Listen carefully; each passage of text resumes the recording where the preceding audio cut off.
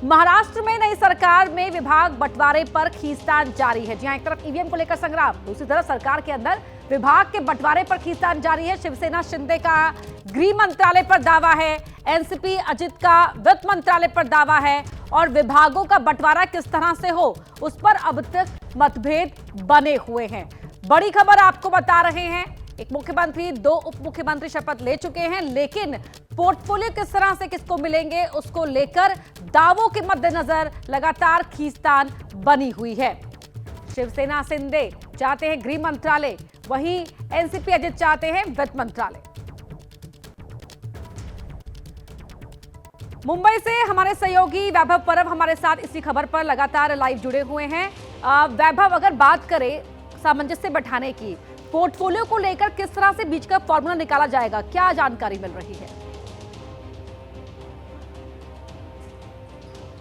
23 तारीख को जब विधानसभा के नतीजे आए उसके बाद एकनाथ शिंदे की जो एक दिन की खुशी थी वो बाद में नाराजगी में बदल गई। वो नाराजगी अभी तक उनकी कायम है और वो इस मुद्दे पर अड़े हैं कि जब मुझे उप मुख्यमंत्री बनाया गया है तो जो भाजपा के समय में यानी महायुति की सरकार थी, जो देवेंद्र फडणवीस के पास जो विभाग थे उस विभाग पर अब एकनाथ शिंदे ने दावा किया है।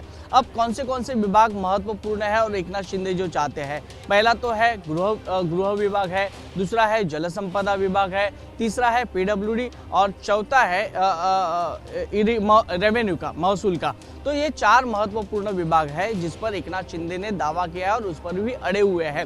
उनका फॉर्मूला एक ही है, जब महायुति की सरकार जब बनी थी तब भाजपा के साथ जो विभाग थे अब वो हमें क्यों नहीं मिल रहे, ये पहला सवाल उन्होंने किया है दिल्ली हाईकमांड से और महाराष्ट्र के कई बड़े नेताओं से। अब अजित पवार का जो मसला है, उनके पास वित्त विभाग पहले से ही आया हुआ है, तो वित्त विभाग भाजपा छोड़ने के लिए तैयार है, लेकिन जो गृह विभाग है वो अपने पास रखने के लिए पूरे नेताओं का देवेंद्र फडणवीस पर दबाव है और एकनाथ शिंदे को ना छोड़े, इसके बारे में अब भाजपा के अंतर्गत जो विवाद है वो बढ़ते जा रहा है। और दूसरी तरफ है एकनाथ शिंदे है वो अपने कई मुद्दों पर अड़े हुए हैं कि मुझे अगर डिप्टी सीएम बनाया गया है तो जो विभाग मुझे देने चाहिए अगर वो नहीं देते तो मुझे इस पर सोचना होगा। ऐसी तरह का उन्होंने मैसेज है महाराष्ट्र के भाजपा के नेताओं को उन्होंने भेजा है। तो देखना ये होगा कि अभी 11 तारीख को जिस प्रकार से कैबिनेट का विस्तार होने वाला है उस विस्तार में कितने लोग शपथ लेते हैं और क्या सच में एकनाथ शिंदे की जो मांग है वो पूरी होती है कि नहीं होती है, ये भी देखना होगा कि अगर एकनाथ शिंदे को जो मन चाहे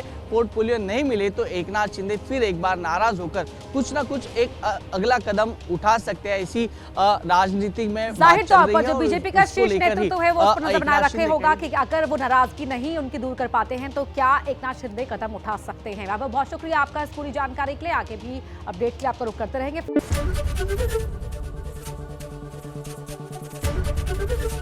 एबीपी गंगा, खबर आपकी, जुबान आपकी।